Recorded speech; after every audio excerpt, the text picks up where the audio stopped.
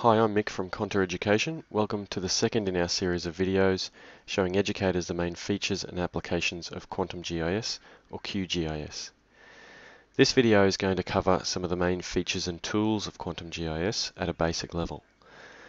This is QGIS out of the box, so after you've installed it, it does come with some US data you can choose to install, but we'll use Australian data today. The interface consists of a menu bar along the top.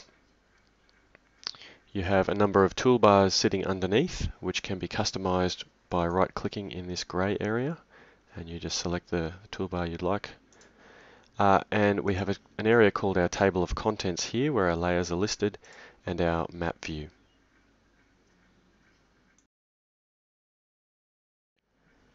Let's open a project file to see QGIS with some data. This project contains some data from the Brisbane suburb of Ashgrove. To open a project, we click the Open Project button and navigate to our location. In my case, I'm there. We can hit Open, and this is going to open a project file with some self-contained data. The project file in QGIS is much like the MXD in ArcGIS or map document, and it contains a series of layers, a coordinate system, a view, symbology, and other information that's ready to be displayed when opened. We can select which layers are visible by turning them on and off using these small boxes. So let's now add some individual layers. We'll add some more layers to our project. Let's first add a vector layer. And this not overly intuitive dialog is asking you to navigate to the layer. So if you click on the Browse button, you can then go into your Data folder and find that particular layer you're after. So I'll click on Contours and hit Open, and we'll hit Open to open that contour file. We can open up the table attached to that file to see the data that's contained within. So in this instance, our contour file logically contains an elevation field or column, which means we can distinguish different contours based on elevation.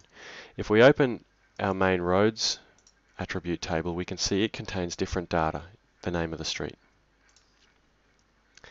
Let's now add an aerial image. So we click on our Add Raster button, and we can go again to our data folder, find our image and click Open. The image will then be drawn in on top of our map, our contours.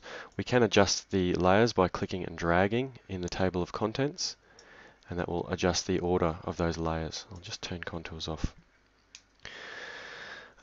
The data in here is overlaying accurately because it's geo-referenced, and again we'll talk more about some of the key terminology and some other terms that you might need in our data types video.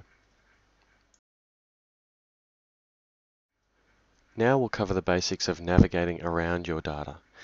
There are three tools you'll find most useful, and they're on this toolbar, the navigation toolbar, which I'll just drag out to highlight.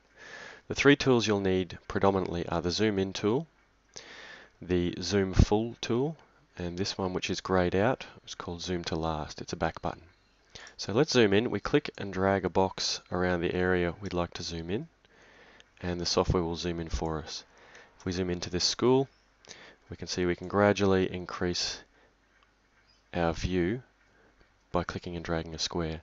Now that we have zoomed in, our Zoom Last button is active, and that simply takes us back to our last view, where if we wish we can go to another part of the school.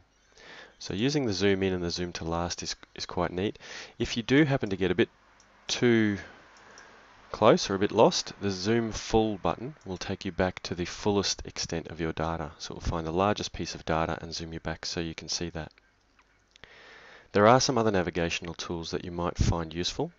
The Pan tool, this small hand, allows you to click and slide the map around while keeping that particular scale.